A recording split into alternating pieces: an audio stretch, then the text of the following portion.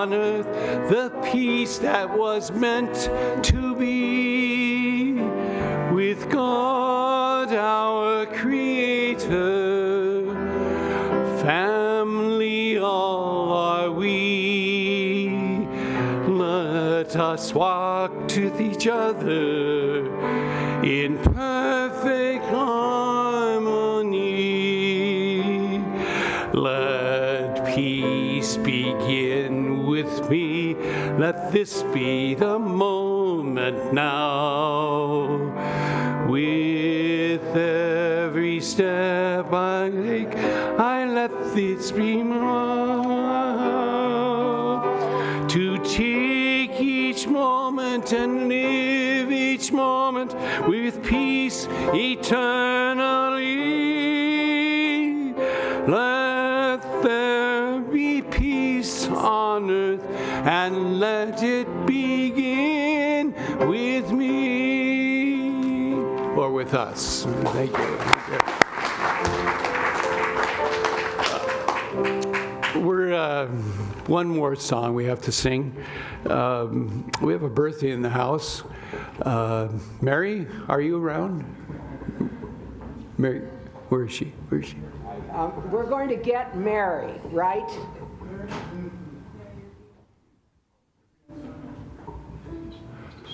Let's sing happy birthday to Mary. It's a big milestone. Happy birthday to you. Happy birthday to you. Happy birthday, dear Mary. Happy birthday to you.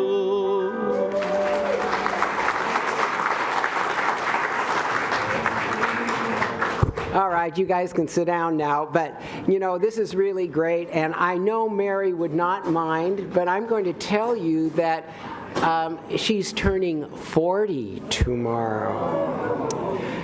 Yeah, it's okay, you know, because that's really young. That's very young. Life begins at 40. They told my mother that back in, never mind. Anyway, it's really great. We're really thrilled about Mary, and we're welcoming guests. I also wanted to make sure that you were able to see our land acknowledgement, which was on earlier, right? Thank you. And I want to thank both Don and Linda. Linda standing in and playing at the last minute for Mr. Freeman, who was Freeman was not available today. So thank you for that. I want to thank all of our greeters, and I want to thank Pete Delaney for our meeting minutes and keeping that all going. We've talked about our guests, and now I want to bring up, where's Kathy? Come on up, Kathy. Kathy Williams. And she's going to bring a new member, Charlene Vasquez. Come on up. And you've got to introduce her, right? I do get to introduce her. And I am very glad to introduce Charmaine Vasquez to our club today. Under our new program, I have had the pleasure of being the mentor, and I get to continue, of Charmaine. I invite all of you to consider being mentors for our new members. Charmaine has very quickly completed her first steps of, and almost has completed all of her steps of the new badge checklist. Ask me later if you don't know what that is. Charmaine is coming to Rotary through a corporate membership. Oops, I'm supposed to, oops. Oops.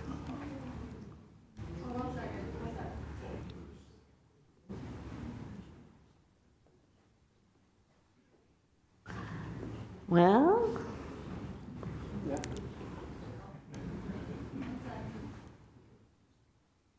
What's some cool things about well, just as a sec, please. Thank you.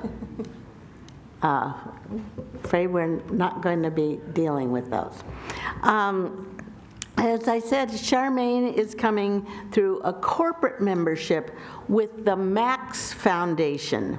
Now, briefly, the Max Foundation was founded 27 years ago in the memory of Max Rivarola, who died in Argentina at age 17 of leukemia.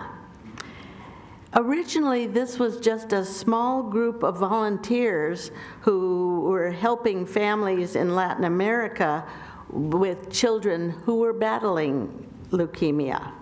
Now it's headquartered in Max Foundation. It's headquartered in Seattle and is a global health nonprofit organization. It has delivered medication, technology, and services to more than 100,000 people facing cancer and other critical illnesses in over 80 countries, and these are low and moderate income countries. Charmaine herself was born in Seattle and is a graduate of the University of Washington. Any other grads here? She initially worked as an e-commerce buyer with several retail companies. Since then, she's been working for over a decade with cancer-focused nonprofit work. She's been with the Max Foundation for 3 years, where she is Senior Development Manager. This means she oversees corporate partnerships, grants, institutional giving, their annual gala, and other fundraising initiatives. Charmaine is an avid runner and walks from her home in the CD to get to the Rotary meetings. I don't know how many else of you do that. And she explores the outdoors with her mountain guide husband, Sean. As I said, they live in the Central District with their furry family. We're very fortunate to have Charmaine Vasquez and the Max Foundation as members of our Rotary Club.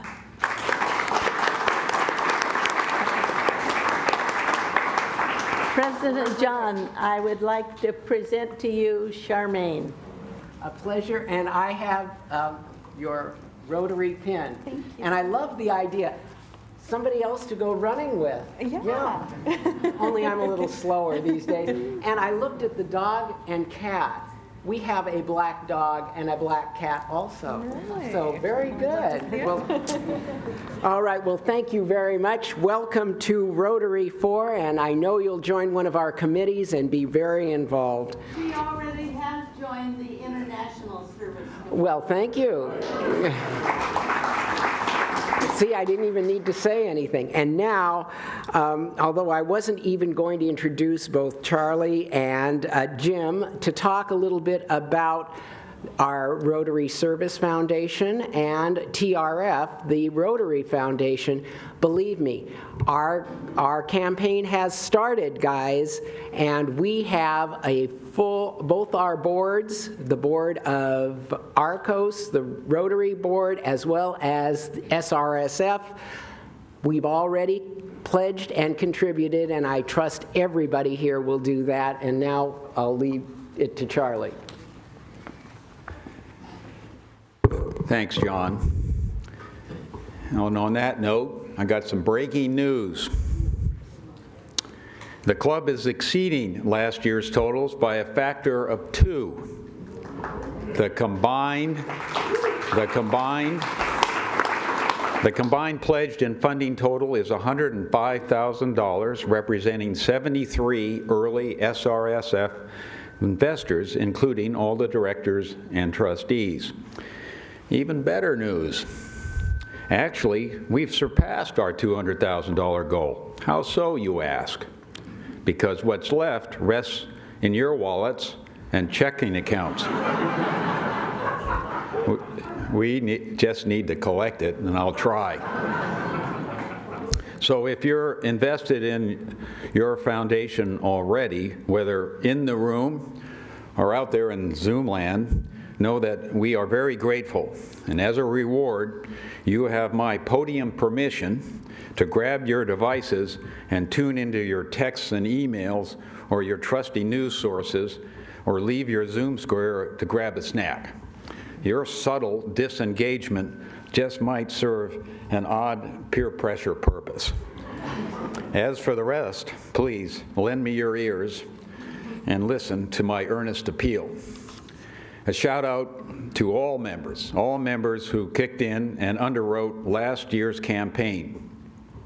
All 195 or 65% of you who generated $201,000 that your foundation directed to local and international causes it found worthy through its careful collective process.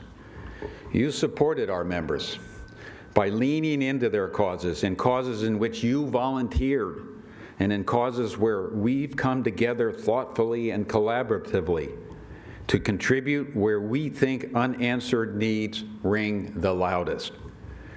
Those $200,000 of causes included education, ensuring minimum child reading ability, UW Business Mentors, Rotary Boys and Girls Scholarships, local economic insecurity, Harvest for Hunger, Wellspring, housewarming transition kits for the formerly homeless, international, emergency relief, water projects in West Africa and in Bolivia, Braille equipment, Ugandan orphanage support, arts, Fifth Avenue Theater access for kids, peace-related projects, migrant help, peace centers. To you who are procrastinating, mulling, distracted, undecided, you have until next June 30th to hop aboard our giving train. Here's some pushy podium wisdom. When you joined, you acknowledged an expectation to contribute financially. You want your name displayed in your fellow members' company on our final annual donor list. Yes, the December charitable request frenzy is well nigh. Support your community with one contribution to SRSF.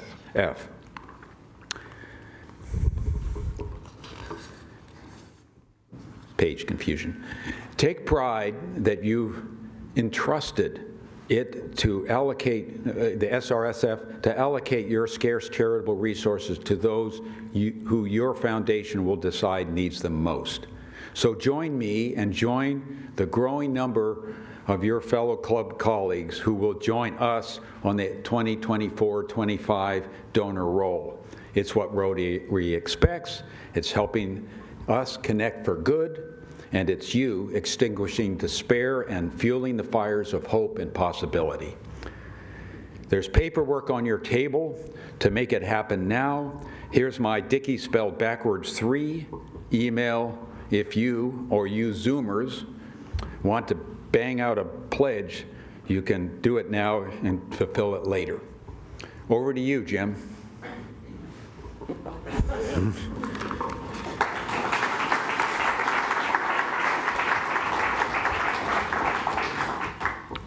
Thank you, Charlie.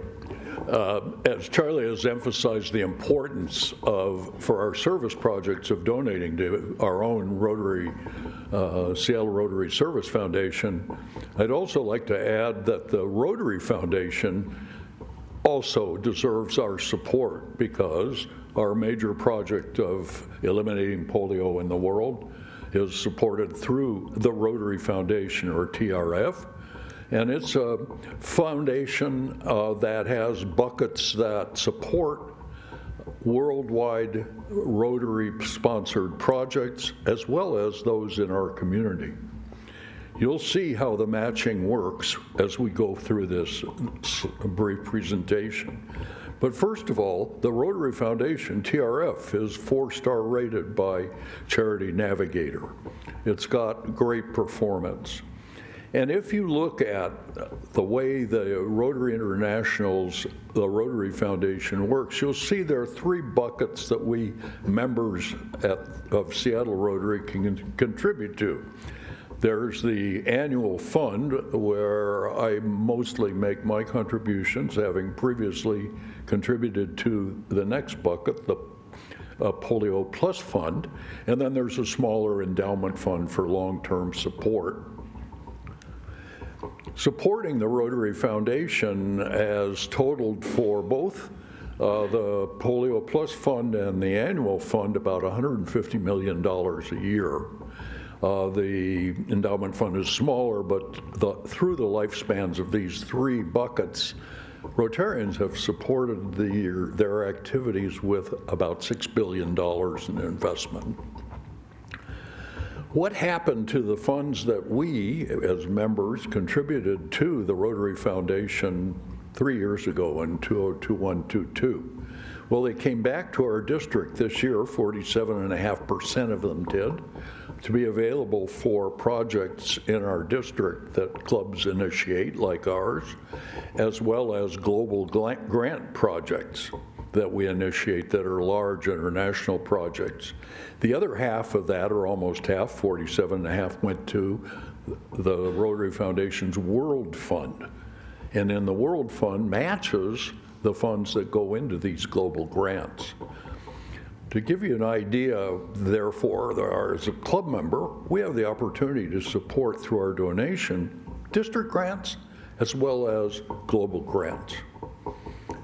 And to give you a couple of examples of what that's done for our club, well, this year we've got a sister city project that Cynthia Shiro initiated with the Rotary Club in Limbe, Cameroon, a water project.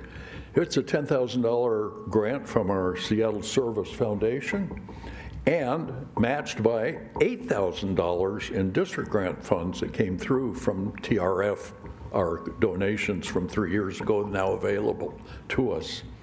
3 years ago, we had a $10,000 SRSF grant for the Zambia malaria elimination project in the Copper Belt. That attracted almost $400,000 in district and Rotary International's World Fund grants. That is a huge amount of leverage on our $10,000, about 40 to 1. You've got giving opportunities. You can donate online at rotary.org. You can bring a check into a meeting, give it to Mary, or send it to our office. There are plenty of opportunities to do that. And for the first $1,000, you get a pin like this one. And as you go forward with your pins, you will see that you get, let's go back a bit here, right there. You get additional little jewels attached, ending up with 3 sapphires. Pretty good recognition, and then there are higher levels also to consider. We're trying to advance here.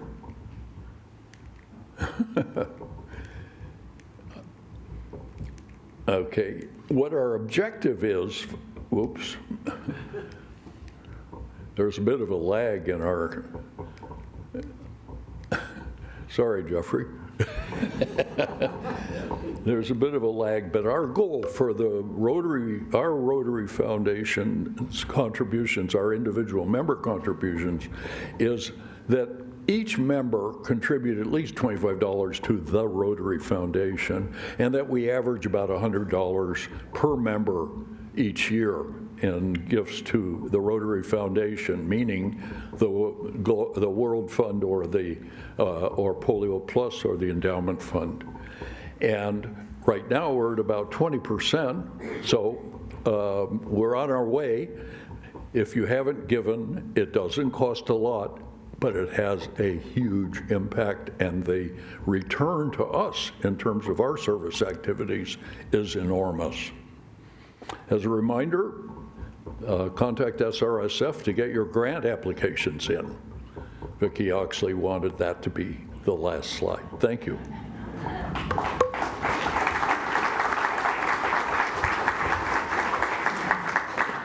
Well, thank you very much, Jim and Charlie, for that. Remember how important it is to give until it hurts, but actually good for your psyche to give, in addition to your tax benefits. So please pledge, please give as soon as you possibly can, so that we don't have to keep harping at you at each meeting. But we really care an awful lot about what we're doing. Remember that our SRSF board is going to be providing a $75,000 grant this year. Last year we gave a $100,000 grant. That's in addition to many of the other grants that we are going to be giving. And of course, it's always fun to have that Paul Harris pin and add those little extra jewels to it. Remember, I like jewels from the jewelry end of things. So anyway, I've talked too much. I need to bring Mike Barrett up to introduce our speaker today. Come on up, Mike.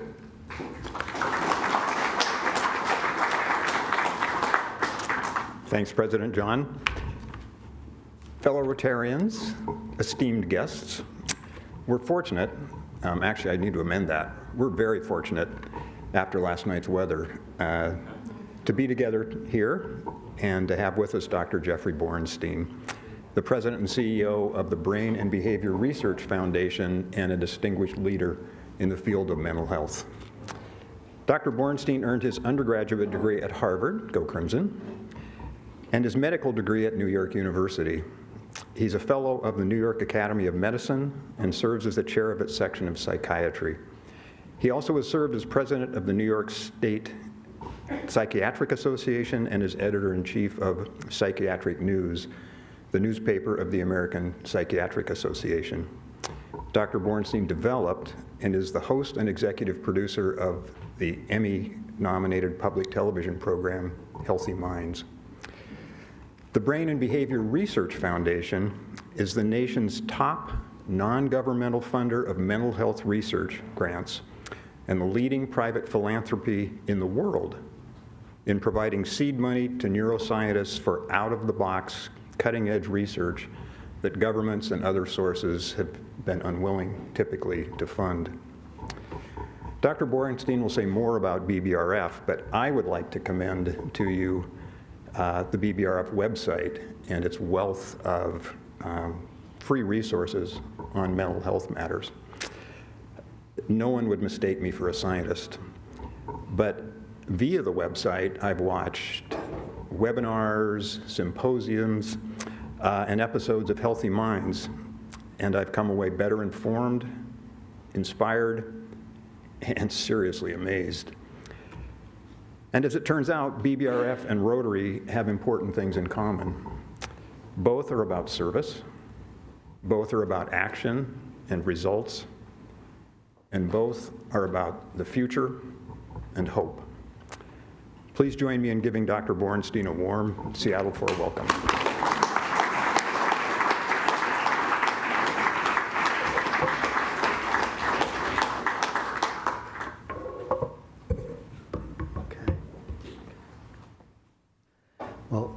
Mike, thank you very much. And it really is an honor and a privilege to be here. I'm glad the weather sort of came back to the direction we want it to be. And I hope everybody who's lost electricity gets it back right away. Sitting here listening to the remarks before I came up, it really does show the similarities between Brain and Behavior Research Foundation and what the Rotary Club does. And so with that, I'm going to jump right in and talk about the Brain and Behavior Research Foundation. I'm not going to ask people to raise their hand because I know what the results will be, so you don't have to raise your hand. The question is, how many people here have a family member, close friend, other loved one that is living with a psychiatric condition? Whether it be depression, I see people raising their hand, whether it be depression, bipolar disorder, schizophrenia, attention deficit disorder, post-traumatic stress, chemical dependency, a variety of others. We all have somebody in our lives, and many of us ourselves have one of these conditions. And while we have effective treatments for many of them, the treatments don't work for everyone. And I'm a psychiatrist, so I've had the privilege of treating people who have all of the above. Many of them get better, but some of them don't, and we need better treatments. So the Brain and Behavior Research Foundation was developed in order to support new ideas, to develop new treatments, methods of prevention for psychiatric conditions. And over the years, I see how there's the delay. Over the years, the foundation, I was looking at the numbers that you presented earlier. The foundation has provided over $460 million of grants to scientists around the world. And we do it throughout the United States, throughout the world, locally here. We've funded scientists here in Washington over the years, and really in just about all 50 states and 30-something countries around the world, maybe 40 countries. And the way that we decide what gets funded is through our scientific council. We have a scientific council that consists of 195 of the top brain scientists in the world with expertise in all areas. So I don't decide who gets funded. Donors don't decide who gets funded. The scientific council decides. And every year we provide 150 young investigator grants. These are to young scientists who are developing a career in science, who have new ideas that wouldn't otherwise get funded. And we provide 150 of these grants. They're 2-year grants, so at any point in time, there's 300 of them receiving a grant. And as I go through some of the science, you'll be able to see some of the results that have come from this support. So the first one I'm going to bring up is the development of rapid-acting antidepressants. So for many years, we thought that when you're treating depression, it's going to take 4 to 6 weeks. That's what I would tell a patient who comes to my office. So if a patient were taking Prozac or Zoloft or some of the other medicines, we typically say it's going to take a few weeks. There was reason to believe scientifically that a medicine that is used in anesthesia, ketamine, can have an antidepressant effect if given at a proper dose. We provided early support for the research looking at the use of ketamine, and you've seen ketamine in the newspaper recently. We provided the early support to scientists looking at this, and in fact, ketamine does, in many people who have what we refer to as refractory depression, which means it doesn't get better with the Prozacs of the world, a significant number of those people do respond to ketamine. And ongoing work with this has developed a specific form of ketamine, S-ketamine, which was approved by the FDA a couple of years ago as a treatment for refractory depression. This would not have happened without the early support of BBRF. Ketamine is also a drug of abuse. It's Special K. It's a party drug. Could you imagine the congressional hearings if that you're giving money to study Special K? It never would have happened. But our scientific council saw the grant application and said, you know what, this may make sense. It's worth trying. And as a result of it, we now have a new medicine. And while ketamine helps many people who take it, it has side effects. It's not the magic, but more work is being done to develop the next version of ketamine that doesn't have the side effects, doesn't have any abuse potential, and makes a difference. Because if you think about it, if somebody is depressed and suicidal and at risk of harming themselves, they may need to go to the hospital for safety. and then it could take a number of weeks until the depression lifts and the suicide risk lifts. But with the rapid-acting antidepressant, it lifts right away. The suicide risk lifts right away. So the person can go home that day, continue treatment on an outpatient basis, and go to school the next day, or go to work the next day, and continue with their life. So this is a groundbreaking advance, and a lot more is going to come of it over the course of the next few years. Another rapid-acting antidepressant relates to a specific type of depression, postpartum depression. Now, we're all familiar with the baby blues. Women have this often, not always, often after giving birth. This is not the baby blues. This is a severe depression that can occur after giving birth. And up until now, there was not a specific treatment for postpartum depression. We would use the Prozacs and the Zolofts of the world, which often would be effective, but not as effective as in other types of depression. And now, again, based on very basic science work done by scientists supported by BBRF, a new medicine was approved by the FDA specific for postpartum depression. The initial medicine that was approved is given IV in the hospital over a few days. It's a rapid-acting antidepressant. The person gets better right away so they could go home and care for their child and continue treatment on an outpatient basis. More recently, a different form, a pill form, was developed so the person can, if it's safe, go home right away and take the medicine at home. This is life-saving and makes such a big difference for people. Next one I'm going to point out isn't a pill or a medicine, but it's a different form of treatment, and it's called transcranial magnetic stimulation. And this was developed by Dr. Mark George at the University of South Carolina, Charleston, where they are able to put magnets to the brain, and the magnets result in a gentle electric current in the brain, and they pinpoint it to certain particular areas of the brain. And this has been shown to treat depression. And in 2008, it was approved to treat refractory depression. So this, when I was in medical school in the 80s, the thought of this, of magnets to the head, exactly. And work has continued on this. Dr. Nolan Williams at Stanford has continued to fine-tune it, and he was a mentee of Mark George.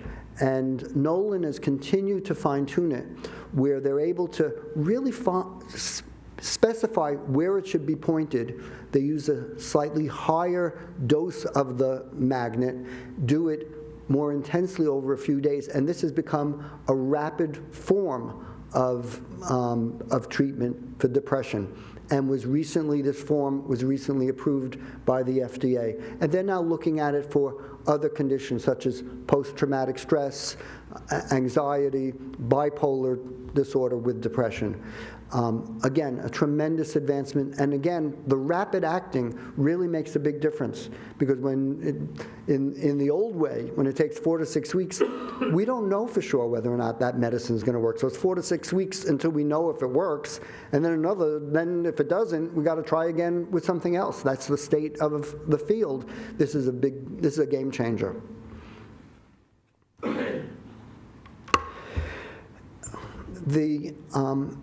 In the field of psychiatry, we really have focused on treating conditions, not on prevention.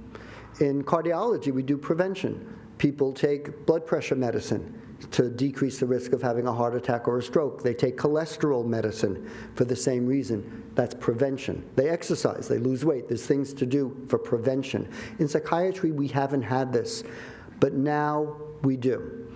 So again, research done by Dr. Bob Friedman, and he did this as a senior investigator. He was already the chair of psychiatry at the University of Colorado, Denver. He was the editor of the American Journal of Psychiatry. He's a big wig in the field, but even he couldn't get support from the government for this idea, which is that all people have enough choline through their diet in their system, with one exception: pregnant women.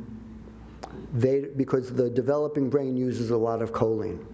So what he's been working on is choline supplementation so as to reduce the risk of the child ultimately developing schizophrenia and other conditions 15 to 20 years later. These children are now 5 years old. So we have some time until we're going to see if it really works in terms of that. But they've noted that these children have better social interaction than the children who didn't get it, better cognitive abilities than the children who didn't get it, and the AMA now recommends choline supplementation during pregnancy. I'm happy to say I have 3 grandchildren. 2 of my 3 daughters have had kids, and I said to them, ask your OBGYN about this, and their OBGYN, without being told to do it, had them take choline supplementation as a part of their multivitamin regimen. So think about what it means to the world, to individuals, to families, if we reduce the rate of schizophrenia through this. It's an extraordinary thing. Dr. Friedman will get a Nobel Prize for this if it pans out, and there's a good chance that it will. Next one I'm going to discuss is along the lines of basic science. And it sounds like science fiction. Carl Deiseroff, who's also at Stanford, who is also a fellow Harvard person as well, he developed, with support, a Young Investigator grant from BBRF, a technology called optogenetics, where they're able to genetically engineer brain cells in mice so that they respond to light. And they then put in a wire which could put laser light into the brain to turn off or turn on particular brain cells instantaneously. And then they're able to see the behaviors of the mouse and also the connections of those brain cells. This is now used in thousands of labs around the world. It sounds like science fiction, but it is real science now. And I was at a conference a couple of years ago where they were presenting their findings, and typically during the methodology, they say how they did it. So they were saying, using traditional optogenetics, we were able to do X, Y, and Z. That's like saying, on a routine flight to Mars, we observed X, Y, and Z. But they're doing it now. He will win a Nobel Prize. He's already won an Alaska Prize for this work, and he will win a Nobel Prize. And I'm going to do one more that's basic science, and this is the use of stem cells. So scientists are now able to take a skin cell or a blood cell and turn that into a stem cell and turn that into brain cells, so that for an individual or a group of individuals, they're able to study the brain cells in a petri dish or in a lab, because obviously you can't go in and take a sample of somebody's brain. That's too dangerous to do. And this is helping study different illnesses, comparing the brain cells of people who have a condition and those who don't. And down the road, it's going to help us with diagnosis and also with treatment. Someone's going to come to my office, and we're going to get their brain cells in a lab, and that's going to help me decide, do I use Prozac, do I use Zoloft, do I use lithium, what medicine does the person take? This is down the road. It's not yet ready for prime time, but it's going to happen. I'm going to just skip through because I want to have time for questions. Mike mentioned Healthy Minds. A number of these people that I just spoke about, I had the privilege of interviewing them for the TV show. And all of the shows are available through our website on pbs.org or the BBRF website. And then we have other materials. We have a magazine that comes out. It's available, again, on our website. And we have a webinar series. And with that, I'm going to end my formal presentation and really take a couple of minutes to ask for any questions from the audience. Thank you, Borenstein. Oh, good.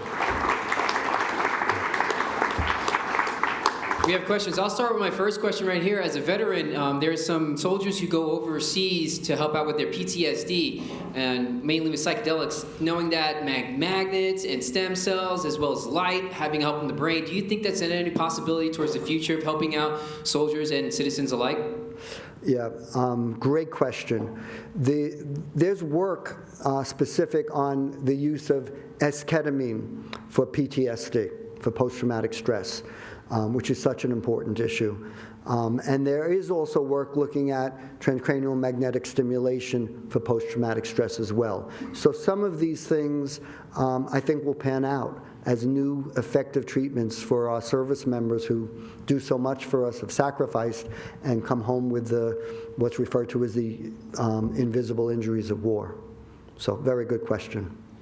Thank you. My question was to follow up on the choline. Is that showing evidence of also helping with postpartum depression? Feels like Good. Should be. Very good question. No, the choline really is for the baby, for the fetus and then the newborn baby. It doesn't have an effect on postpartum depression. So it's sort of two separate things. Both are related to pregnancy, but it's very important to treat postpartum depression. It's important. There's studies that show that if the mother or the father is depressed, it increases the ultimate risk of the child eventually developing depression. So it's very important to do that. So, but I would say one take-home message from today is make sure anybody that you know who is planning on or is pregnant already asks their OBGYN about choline supplementation. I imagine having over 100 scientists reviewing these projects is a bit like herding cats. Yeah. Imagine. Yeah. But my question is, once these projects like magnetism and so on have been approved by the FDA, how long is it before there's general acceptance and use? Again, the magnets itself sounds like a very specialized thing that just not anybody can do, but can you respond to that? It's a great question. There really is a significant lag between new scientific discoveries and it getting to the clinic, getting out there. And there's variability in it. There are a number of clinics now that are doing the magnetic thing. A friend of mine from medical school, who's a psychiatrist, unrelated to knowing me, is very focused on doing this and has opened up a number of clinics. So it's happening all around the country. And that's good. Sometimes it's not so good because there are some of these ketamine clinics that may not be as careful as they should be in deciding who gets it and how they give it. If I were going to recommend that somebody have ketamine treatment, I would want them to get it at an academic center where I'd be more comfortable that I'm certain that it's following the most scientific and most appropriate guidelines. And the choline, amazingly, the AMA recommends it, and literally anybody that I talk to about it, at this point in time, their doctor is telling them to take that supplement. Next question. Good. Well, first of all, thank you for being here. My question is about some of the professional athletes, particularly the football players and soccer players, that have sustained serious brain injuries that are somewhat undiagnosed. Two questions. One is, what's your assessment of that? And two, would you allow your grandchild to play football? Very good question, thank you. First of all, I've noticed as a new grandparent, I don't think I get to decide what my children do with my grandchildren. So I don't. That being said, no, I would not. I would be concerned about that. So I think that's a very good question. The traumatic brain injury issue is important for the athletes. Also, our returning service members. I had the privilege before coming to BBRF, I ran a psychiatric hospital, and we had a very specific program for active duty and for veterans, and a lot of the post-traumatic stress also was complicated by traumatic brain injury. So these treatments don't specifically treat the traumatic brain injury, but they certainly can help with some of the associated depression, suicide risk, post-traumatic stress as well. But I would have concern about some of the sport injuries, especially in a young brain. Here we go. Thank you very much. Really interesting to see these medications that you're bringing forward. Can we afford them? That would be one question. I just had a recent opportunity to look at cost of some medicine I'm going to have to take. Luckily, I have insurance, so it gets paid for. But things like the ketamine, is that something that's going to be affordable to my insurance company? Great question. You know what? I would put it in the other way. Can we afford not to? So insurance should cover these new treatments because we really can't afford not to. Because it's a lot more expensive to have somebody in a hospital getting acute care than getting outpatient treatment and getting better. And putting aside the dollars and cents, it's a lot more costly to our lives, to our loved ones, to not have the treatment. So I think ultimately these things are going to save money due to more effective and better treatment. I'm just going to say the idea of polio. If you think about what did it mean? And rather than just invent a better breathing machine or build bigger polio hospitals, the idea was to eliminate it up front. And I think a lot of this will move in that direction and save money and obviously save lives and improve lives. Next question. Thank you very much. Could you talk about any research that you're funding on attention deficit disorder? Yes, very important. We've been funding a good amount on attention deficit disorder because it's an important issue. It often is associated with other conditions in the people who experience it. So a lot of work is being done to understand the mechanism of action of it, what causes it, what are the risk factors. So we've looked at that a lot. We have an episode with a world-renowned expert on attention deficit in last season of Healthy Minds. I would tell you, take a look at that because he's a power pack full of information. It's a very important issue and one that hasn't in the past had enough attention. And here's our last question for the day. Thanks very much. Very fascinating presentation. I heard a presentation the other day from a group of SEALs in the military service, and the question came to them, the barriers to entry. And they said that one surprising one was Ritalin as a medicine for attention deficit. And they said that all the armed services, that's a deal breaker. If you write down on your application you've taken Ritalin, it's a insurmountable barrier to get into the armed services.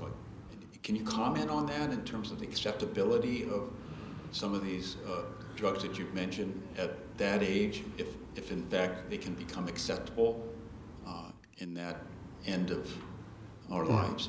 Yeah, it's a good question. And there's sort of, I would say, there's two sides to this question in terms of Ritalin and the ADHD type of medicines. One is often it's not diagnosed and not treated, and treatment makes a big difference in the person's life, and they should get treatment, and it helps. On the other side of the coin is often people are misusing Ritalin and the others, almost like how people misuse steroids for athletes. And you have students staying up at night taking it, business people taking it, et cetera. So it's sort of, in some ways, not used enough or not diagnosed and treated enough.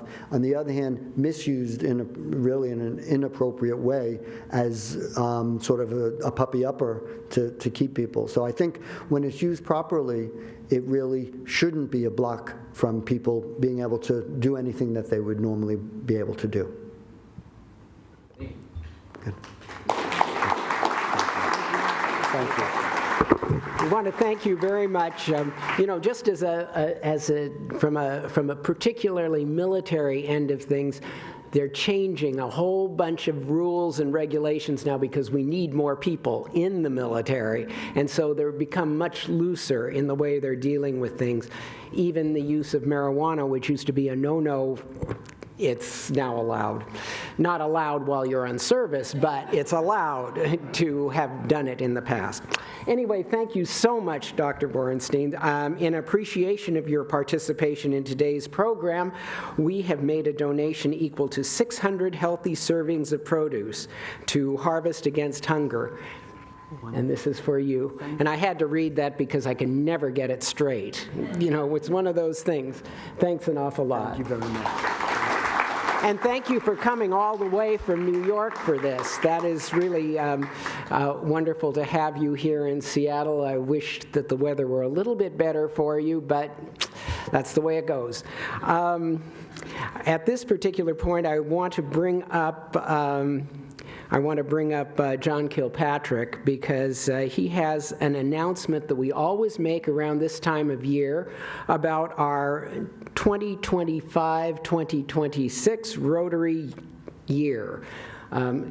We really do things really early in Rotary, you know. I haven't even got my mind off of 2024 yet. So, John? Thank you. Thank you very much. And I apologize for looking a little bit more disheveled than usual today. I don't know if you heard, I had a storm out in my part of King County last night. Good news is, if any of you have need of an 80 to 100-foot tall, slightly used fir tree, I have several of them in my backyard. First come, first served. If you want the good ones, come on over this afternoon. This is the time of year when your governance committee serves as your nominating committee to present a slate of officers, board members, and trustees for the Service Foundation for the 2025-26 calendar year, or Rotary year. These will be exposed to the club for a minimum of 20 days. Pursuant to the bylaws, they will be voted on by the club at the annual meeting, which will be December 4th. I want to thank the members of the governance committee, past presidents Nancy Cahill and Jimmy Collins, also Heather Fitzpatrick, Tony Chen, Dave Siebert, as well as the leadership of the club, the leadership of the foundation, and many of you who made many, many suggestions for officers and directors for this coming year. If you made one of those suggestions and you don't see the name on the list, let me let you know that the governance committee is going to be continuing to meet in the spring, continuing to curate a list of leaders for this club. And I highly suspect that many of these suggestions are going to pop up in the next presentation that you have next year. But with that in mind, I want to present the slate of officers and nominees for the coming Rotary year.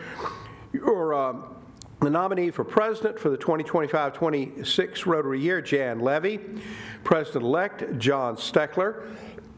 Excuse me. Past president, of course, John Bridge, if he accepts the job. Vice president of member retention, Stephen Morse. Vice president member recruitment, Sue McNabb. Vice president of service, Jevon Powell. Vice president programs, David Frum. Secretary Tabitha Claus. Treasurer, Jeff Parker. Board president, Gina Hall. Sergeant-at-Arms, Jaime Mendez. For the board of directors of the club, we have 3 nominees for a 3-year term. These are at-large board members: Jen Gladish, Nicole Klein, and Tom Maceras. For the foundation, we have 5 nominees for trustees, again for a 3-year term: David Bobanek, Jim Moore, Lynn Lindsay, Maddie Von Hoff, and Sarah Weaver. Before I conclude, I want to especially thank our club executive, Mary. She has really been doing a great job of coordinating all of this and working with us on this. She is going to be publishing to the website photos and bios of all of these nominees so you can become familiar with them.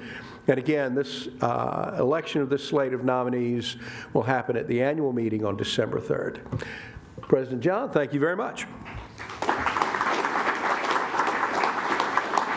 Well, thank you, John, and thank you for all of your work on the governance committee, because it is a real great service to the club to be able to find those people that are willing to serve in officer and board capacity. It's an extra job that everyone has volunteered for on the slate here, and we're really grateful to them. And I am so grateful for Jan Levy. I did discover that in a number of the clubs now, they are all having the president of the club serve for 2 years, and I am just thrilled that Jan is taking over next year. Not that I don't love being president. My brain isn't going to take it. I'll need your help, Dr. Borenstein, on that one. I want to also, at this particular point, thank REB Enterprises, Carl Benke, and Bloodworks Northwest for their meeting sponsorship support. That's our paid sort of political announcement. And to finish off our meeting today, I never understand what goes up on these charts. I can't read this that well. Anyway, going further, we have donors up there. Good. We always like to have that. But as I have said each time, and it's time to ring the bell, which is almost there. Where's my bell? All right. But before I ring the bell, I just want to tell you about what happened on November 20th in history. In 1789, New Jersey was the first state to ratify our Bill of Rights. In 1815, the Second Treaty of Paris, France and her allies agree that France will pay indemnities after the Battle of Waterloo, ending the Napoleonic Wars. In 1866, Howard University was founded. And in 1917, the Ukrainian Republic was first established. And in 1945, the Nuremberg War Trials began. And birthdays. Our president's birthday is today, not the president-elect. The president, Joe Biden's birthday is today, as was Robert Kennedy Sr. His birthday. Are you thinking about something here? You know, I'm trying not to be political. You can figure it out, though. I am. And today is World Children's Day. And with that, we are adjourned.